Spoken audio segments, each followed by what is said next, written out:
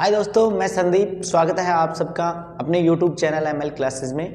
तो आज आशा करता हूँ कि आप सभी स्वस्थ होंगे और आपकी पढ़ाई भी बहुत अच्छी चल रही होगी और अपनी लक्ष्य सीरीज लगातार जारी है। और चलते हैं अपने आज बिना समय गवाए अपने फर्स्ट क्वेश्चन पर। क्या है आज की सीरीज का 16 मॉक टेस्ट है। आज आपने 15 मॉक टेस्ट पहले भी लगा चुके होंगे, उनमें अपना स्कोर जरूर देखना कि कितने काम पे कमी हो रही है, उन कमियों पे सुधार करना, यही आपके स्कोर को आगे बढ़ाएगा। ठीक है, तो फर्स्ट क्वेश्चन से चलते हैं अपने। फर्स्ट क्वेश्चन है, एक चुनाव में 2 उम्मीदवार थे। जीतने वाले उम्मीदवार ने 56% मत प्राप्त किया और 1728 मतों से जीता, तो डाले गए कुल मतों की संख्या क्या है। अपने को कुल मत प्राप्त करने हैं। ठीक है, तो कुल मत कितने होंगे? 100 माना। कुल मत कितने हैं? 100। ठीक है, 100% मान लिया। ठीक है, अब क्या है कि जीतने वाले, अब इससे 100 में से जीतने वाले कितने हैं? 56%। तो जीतने वाले ने प्राप्त कर लिया। ठीक है, 56%। अब भाई ये तो 56% से तो जीत गया। ठीक है, अब हारने वाले के कितने मिले? 100 में से 56 मतलब जीतने वाले ने ले लिए, तो बच कितने गए? 44%। ये कौन सा है? हारने वाला। ठीक है, हारने और जीतने का आ गया अपने पास। अब क्या बोल रहा है? यदि वह 1728 मतों से जीता, तो डाले गए कुल मतों की संख्या। अब देखिए, 44% हारने वाले ने प्राप्त किए, 56% जीतने वाले ने प्राप्त किए। ठीक है, तो इन दोनों का अंतर कितना है? हार और जीत का परसेंटेज में अंतर कितना है? 56 और 44, तो कितना आ गया? 12% का अंतर है हार और जीत में। ठीक है, और मतों में कितना प्रतिशत, कितने का अंतर है? 1728। भाई 12% बराबर 1728 है, तो 1% कितना होगा? इसका 12 से भाग देंगे तो कितना आ जाएगा? 144। ठीक है, अपन को क्या पता करना है? कुल मतों की संख्या। कुल मत अपन ने कितने माने थे? 100। ठीक है, इसको 100 से मल्टीप्लाई कर देंगे तो क्या आ जाएगा? 14,400। ठीक है, कुल मतों की संख्या कितनी थी? 14,400। D is right answer. ठीक है, अब नेक्स्ट क्वेश्चन दूसरे पर चलते हैं। किसी कस्बे की जनसंख्या में 4% वृद्धि हो तो 3 वर्ष बाद जनसंख्या कितनी हो जाएगी? कितनी हो जाएगी यदि वर्तमान जनसंख्या 15,625 है तो? ठीक है, आपको ये पहले पता है कि अपन ML क्लासेस में पढ़ रहे हैं, और यदि अपन इस टाइप के क्वेश्चन को शॉर्ट ट्रिक नहीं किए तो फिर अपना पढ़ने का कोई तथ्य भी नहीं है, क्योंकि अपन यहाँ पे चलते हैं फ्रैक्शन बेस पर। ठीक है, 4% वृद्धि हो रही है। 4% की फ्रैक्शन वैल्यू क्या होती है? 1/25। आ गया समझ में? वृद्धि हो रही है, 25 था, 1 बढ़ रहे हैं, कितना हो गया? 26/25। ठीक है, क्या बोल रहे हैं? 3 वर्ष। ठीक है, 3 वर्ष बाद जनसंख्या क्या होगी? तो ये कौन सी हो गई? ये तो वर्तमान जनसंख्या हो गई, और ये 3 वर्ष बाद की। ठीक है, अब वर्तमान जनसंख्या अपन को क्या दे रखी है? 15,625।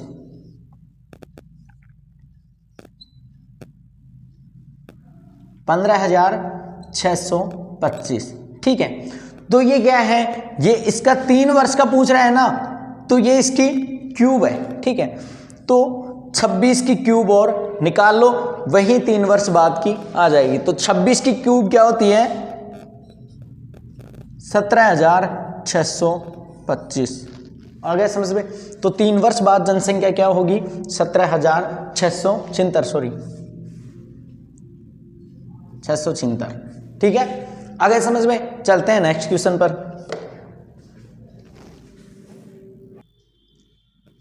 तीसरा क्वेश्चन है, किसी परीक्षा में 55% विद्यार्थी उत्तीर्ण हुए।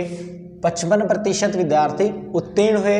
यदि 900 विद्यार्थी अनुत्तीर्ण हुए तो कुल परीक्षार्थी कितने थे? ठीक है, देखिए माना कि टोटल परसेंट कितना है? 100% स्टूडेंट है। ठीक है, जिनमें से 55% क्या हो गए, उत्तीर्ण, ठीक है, 55% क्या हो गए, उत्तीर्ण, और अनुत्तीर्ण कितने हुए, 45%। भाई 100 में से 55 फेल हो गए तो पास कितने हुए, 100 में से 55 पास हो गए तो फेल कितने हुए, 45%, ठीक है।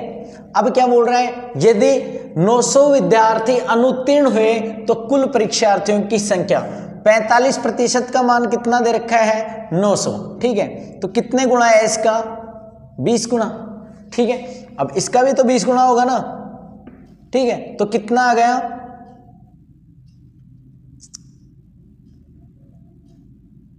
55 दूनी 100, इनमें से किसी का भी कर लो 1100, ठीक है, तो कौन सा आ गया, ए इज राइट आंसर, ठीक है। फोर्थ क्वेश्चन है, यदि किसी वस्तु के अंकित मूल्य में से 15% कटौती करने पर उसका मूल्य 85,000 रुपए हो तो उसका अंकित मूल्य क्या होगा। माना कि 100% था, ठीक है, 100 था, जिसमें से अपन ने 15% उसमें कटौती कर दी, ठीक है, तो कितने बच गए, अब 85% बच गए ना, ठीक है। 85% की वैल्यू कितनी है, 85,000 है, 1% की वैल्यू 1,000, ठीक है। अपन को अंकित मूल्य पूछा है तो अंकित मूल्य कितना है, 100 से गुणा कर दो, कितना आ गया, 1 लाख, ठीक है, कौन सा, ए इज राइट आंसर, ठीक है। चलते हैं नेक्स्ट क्वेश्चन पर। पांचवा क्वेश्चन है, किसी वस्तु को 72 रुपए में बेचने पर 20% का लाभ होता है, उसे कितने में बेचे कि 20% की हानि हो, ठीक है। 72 रुपए में बेच रहा है, ठीक है, कितने प्रतिशत का लाभ हो रहा है, 120 का, कितने में बेचे कि 20% की हानि हो। आ गया समझ में, कुछ भी नहीं किया, क्वेश्चन लिखा है, ठीक है। 0 से 0, 12 6 के 72, 8 6 के 48, कौन सा, सी इज राइट आंसर, ठीक है। 6 क्वेश्चन है, किसी वस्तु को निश्चित दर पर बेचने से एक व्यक्ति को 15% का लाभ होता है, इस वस्तु को दुगने मूल्य से बेचने से कितने प्रतिशत का लाभ होगा, ठीक है। 15% के लाभ पर बेच रहा है तो क्रय मूल्य कितना होगा, अपन ने सीपी कितना मान लिया, 100 मान लिया, 15% का लाभ ले रहा है तो एसपी कितना हो जाएगा, 115। आ गया समझ में इतना। उसके बाद है, इस वस्तु को दुगने मूल्य में बेचने से कितने प्रतिशत लाभ होगा। सेलिंग प्राइस को दुगना कर दें तो कितना आ गया, 230, ठीक है। बेचने से कितने प्रतिशत का लाभ होगा, ठीक है।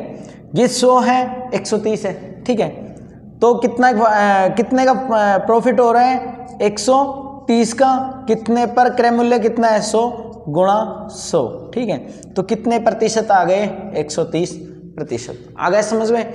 तो चलते हैं नेक्स्ट क्वेश्चन पर। 7वां क्वेश्चन है, किसी धन का 4 वर्ष का साधारण ब्याज मूलधन का 1/5 है तो ब्याज की वार्षिक दर पता करनी है, ठीक है। मूलधन का क्या है, 1/5, इसका मीन समझते हो, मतलब मूलधन 5 है ना तो ब्याज कितना है, 1 है। अगर समझ में। अब अपन को क्या पूछा है, दर पूछा है। दर क्या होती है, ब्याज गुणा 100 बटा मूलधन गुणा समय। अगर समझ में, तो ब्याज कितना है, 1 है, 100 बटा मूलधन कितना है, 5 है, कितने वर्ष के लिए, 4 वर्ष के लिए, तो कितना आ गया, 5 चौक 20, 20 पंजा 100, दर क्या आ गई, 5%। आ गया समझ में। चलते हैं नेक्स्ट क्वेश्चन पर, इसको यहाँ पे सोल्व करेंगे। एक व्यक्ति ने 25,000 रुपए को साधारण ब्याज की दर से अलग अलग 5% तथा 10% की दर से उधार दिया। यदि उसे पूरी धनराशि पर 200 रुपये ब्याज मिले तो दोनों दरों पर दी गई धनराशि क्या थी, ठीक है। तो पूरी धनराशि पर यहाँ पे कर रहा हूं मैं इसको, पूरी धनराशि पर ब्याज क्या है, 200 है ना, ठीक है। अब अपन को क्या पता करना है, इसकी दर पता कर ले। औसत दर मतलब कंप्लीट दर कितनी रही होगी, ठीक है। तो दर कैसे पता करते हैं, ब्याज गुणा 100 बटे मूलधन गुणा समय, समय कितना है 1 वर्ष, ठीक है। आ गया समझ में। अब यहां से दर निकाल लें अपन, 2 जीरो से 2 जीरो, 25 घंटा 200, 8%। ये तो क्या आ गई, दर आ गई, ठीक है। अब क्या बोल रहा है देखिए, अलग अलग दे रहा है, एक पर तो 5% की दर से और दूसरे को 10% की दर से, ठीक है। ओवरऑल कितना दे रहा है, 8% की दर से, ठीक है। तो इसको अपन एलिगेशन से कर लेंगे तो कितना है, 3 है, आ गया समझ में। और 10 और 8 ये कितना है, 2, ठीक है। 5% दर पर दी हुई राशि का अनुपात कितना है, 2, और 10% पर दी हुई का 3, दोनों का टोटल कितना है 5%। और 5 की वैल्यू कितनी दे रखी है, 2500 रुपए। तो 1 की वैल्यू क्या होगी, 500 रुपए। भाई 1 अनुपात का मान कितना होगा, 500 रुपए, ठीक है। तो 2 अनुपात का मान क्या होगा, 500 को 2 से मल्टीप्लाई किया तो 1000 और 3 से किया तो 1500। अब क्या है, अलग अलग दोनों दरों पर दी गई धनराशि पहुंच रहा है, ठीक है। तो 5% पर कितनी धनराशि दी थी उसने, 1000 रुपए, और 10% पर 1500 रुपए। तो 1000 और 1500, ये ही अपना राइट आंसर आ गया समझ में। चलते हैं नेक्स्ट क्वेश्चन पर।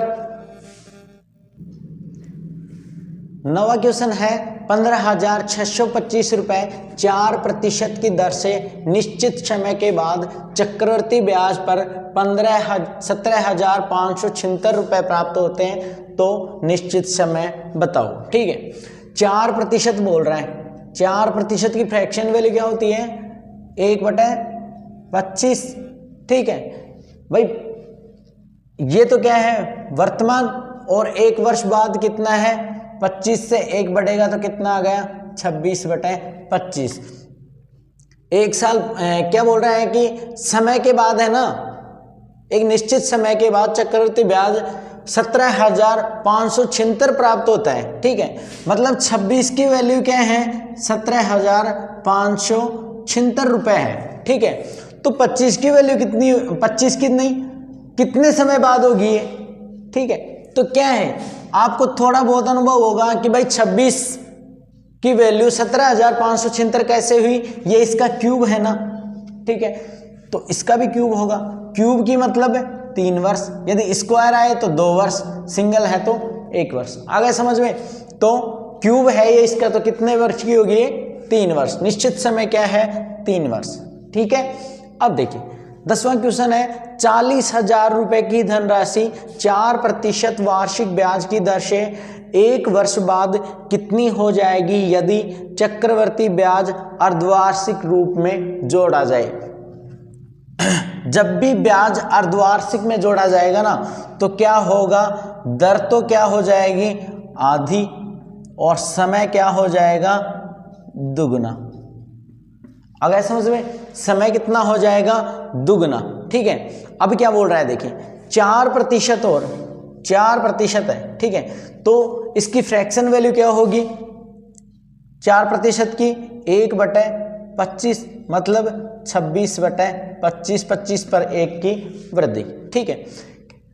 1 वर्ष बाद दर क्या है, सॉरी 1 मिनट, दर क्या है अपने पास, 4% है, और अपने को ये क्या दे रखा है, अर्धवार्षिक रूप से जोड़नी है। तो अपन को पता है कि दर आधी हो जाएगी और समय दुगना। तो दर 4% है, आधी हो जाएगी तो कितने आ जाएगी, 2%, ठीक है।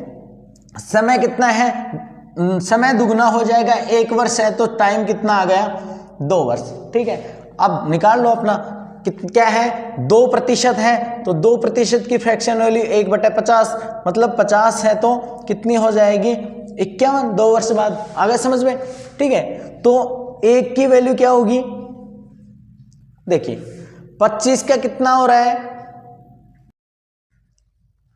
25 की वैल्यू कितनी दे रखी है अपन को, 40,000 दे रखी है ना, 2500 की वैल्यू 40,000, ठीक है। तो 1 की वैल्यू कितनी आएगी, 16 आ जाएगी, ठीक है। 1 की वैल्यू 16 आ गई तो ये तो 2 वर्ष पहले की है, तो बाद की इसको इससे मल्टीप्लाई कर देंगे, ठीक है, तो कितना आएगा 16 को 2601 से मल्टीप्लाई करेंगे तो 6 एकम 6 यूनिट डिजिट से। जब भी आपको बड़ा गुणा करना हो तो यूनिट डिजिट से देख लेना 6 कौन से का आ रहा है एकम, ठीक है। तो यही इसका आंसर होगा 41,616, ठीक है। चलते हैं नेक्स्ट क्वेश्चन पर। दो संकेंद्रीय वृत्तों की परिधियां क्रमशः 86 सेंटीमीटर और 42 सेंटीमीटर हैं, तो उनके बीच चक्राकार की चौड़ाई क्या होगी। जब भी संकेंद्रीय वृत्तों की परिधि पूछे ना अपन से, तो इसका फॉर्मूला होता है 7/44 गुणा परिधियों का अंतर, ठीक है। कुछ भी नहीं करना, ये जीडी में पिछली बार भी आया था, 2 साल से लगातार क्वेश्चन आ रहा है, एसएससी एमटीएस में भी आ रहा है, तो ये चांस है कि इस बार भी ये आ सकता है इस टाइप का क्वेश्चन। तो 7/44, ठीक है। परिधियों का अंतर कितना है 86 और 42, कितने का अंतर हो गया 44, तो कितनी आ गई इसके चक्राकार की चौड़ाई, क्या होगी 7 सेंटीमीटर, ठीक है। आ गया समझ में, इसमें ऑप्शन नहीं थे। 12वां क्वेश्चन देखो, एक वृत्ताकार पहिए का व्यास 14 सेंटीमीटर है, उस पहिए को 150 चक्कर लगाने में 10 सेकंड लगते हैं, तो पहिए की चाल बताओ। पहिए का क्या दे रखा है, व्यास दे रखा है, ठीक है। इसकी परिधि क्या होती है, वृत्त की परिधि 2πr, क्या होगी 2πr, ठीक है। अब अपन को r चाहिए, r अपन को पता है कि व्यास यदि 14 है तो r कितनी होगी, इसकी आधी होती है 7 सेंटीमीटर, ठीक है। तो कितने चक्कर लगा रहा है 150 गुणा 2 गुणा 22/7 गुणा r कितनी है 7 सेंटीमीटर, ठीक है। तो क्या आ गया 7 से 7 काट दिया, 22 दूनी 44, 44 को 15 से किया तो 15 चौक 60, 6600 सेंटीमीटर आ गए, ठीक है। अब अपन को चाल किस में पता करनी है, मीटर पर सेकंड में, ठीक है। तो इसको सेंटीमीटर को मीटर में चेंज करेंगे तो 100 से डिवाइड कर देंगे, कितना आ गया 66 मीटर, ठीक है। अब क्या बोल रहे हैं, उसकी चाल बताओ। जब अपन चाल पता करेंगे तो क्या है, दूरी कितनी है 66 मीटर है, ठीक है। समय कितना है 10 सेकंड लग रहे हैं, तो उसकी चाल क्या होगी 6.6 मीटर पर सेकंड, ठीक है। तो कौन सा आ गया, बी इज राइट आंसर, ठीक है। चलो 13वां क्वेश्चन है, यदि वृत्त का व्यास 40% बढ़ा दिया जाए तो त्रिज्या व क्षेत्रफल पर क्या प्रभाव पड़ेगा, ठीक है। जब भी वृत्त का व्यास बढ़ेगा ना, और यदि त्रिज्या का पूछे तो जितना व्यास बढ़ेगा उतनी, क्योंकि त्रिज्या तो वृत्त की आधी होती है, ठीक है। तो त्रिज्या क्या हो गई इसकी 40%, 40% कौन से में है, ए में है, ए इज राइट आंसर, ठीक है। चलो ये तो ऐसा हो गया। अब क्या पूछ रहा है, क्षेत्रफल और पता करना है। क्षेत्रफल थोड़ी सेम है इसमें, ठीक है। क्षेत्रफल पता करते हैं। अब इसका क्षेत्रफल क्या आएगा, क्षेत्रफल कैसे निकालेंगे, जो भी अपन ने फॉर्मूला पता है आपको, a + b + ab/100, इस फॉर्मूले से इसका क्षेत्रफल निकाल लेंगे। तो कितना है 40 है, b भी कितना है 40 है, प्लस 40 गुणा 40/100, ठीक है। कितना आ गया 16, 80 और 16 96%, कौन सा आ गया, ए इज राइट आंसर, ठीक है। चलते हैं नेक्स्ट क्वेश्चन पर। 17 क्वेश्चन है, a + 1/a = 5, तो a² + a² क्या होगा। जब भी इस टाइप के अपन को क्वेश्चन देखे ना, तो आप क्या करोगे, a² मतलब 5 का स्क्वायर कर दो, माइनस में 2 कर दो। यदि इधर प्लस है तो यहाँ पे माइनस करना है, यहाँ पे माइनस है तो यहाँ पे प्लस। तो कितना हो गया 25 - 2 = 23, इसका आंसर आ जाएगा, ठीक है। ऐसे ही अब नेक्स्ट क्वेश्चन क्या है, 18वां क्या है, सरलीकरण से है। 18 भाग 10 - 4 ऊपर बार प्लस 32 भाग ब्रैकेट 4 प्लस 10 भाग 2 - 1 का मान क्या होगा। अब अपन को पता कर रखा है पहले भी कि बोर्ड मास से अपन सबसे पहले क्या क्या सोल्व करते जाते हैं, ठीक है। तो सबसे पहले क्या होगा, वेलकुलम सोल्व करो, कितना आ गया 6, ठीक है। उसके बाद क्या करेंगे, ब्रैकेट को अपन करेंगे तो कितना आएगा 5, भाई 10 का भाग 2 में दिया तो 5, ठीक है। उसके बाद क्या करेंगे, ब्रैकेट कंप्लीट सोल्व करो, 5 और 4 9, 9 में से गया तो 8, ब्रैकेट सोल्व, ठीक है। अब क्या करेंगे, भाग बच गया, ठीक है, तो 6 तिया 18 प्लस 8 ही ब्रैकेट की यहाँ पे आ गए भाग में, तो 8 चौक 32, 4 और 4 प्लस 3 बराबर 7। आ गए समझ में।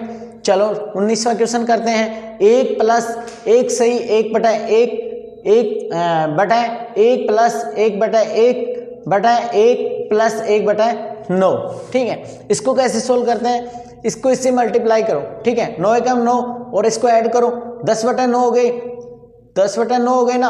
अब क्या करेगा, 10 बटा 9 है तो 9 यहाँ पे गुणा में चला जाएगा, नीचे क्या आ जाएगा 10, ठीक है। तो कितना हो गया, 10 एकम 10, 10 और 9 19, 19 बटा 10, ठीक है। तो यहाँ पे क्या आ गया 19 बटा 10, तो 19 एकम 19, 19 और 10 29 बटा 10। आ गया समझ में। चलो लास्ट क्वेश्चन पर।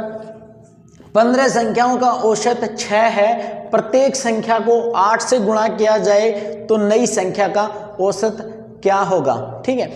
भाई कितनी भी संख्याएं हो, कभी भी आपसे औसत का कोई भी क्वेश्चन पूछे, या वो ऐड करवाए सभी संख्याओं में, ठीक है, या भाग दिलवाए या माइनस करवाए या फिर गुणा करवाए, तो इसके अंदर सबसे आप एक काम कर लेना कि जो भी गुणा करवा रहे हैं जितने से, उसको इसके औसत से गुणा कर दो, ठीक है। तो कितना आ जाएगा 48, ठीक है। आ गया समझ में। चलो मिलते हैं हम नेक्स्ट सेशन में अपने। और आज आपको ALP के लिए और RPF कांस्टेबल और SI के लिए भी आज से आपको रेगुलर क्लासेस मिलेंगी।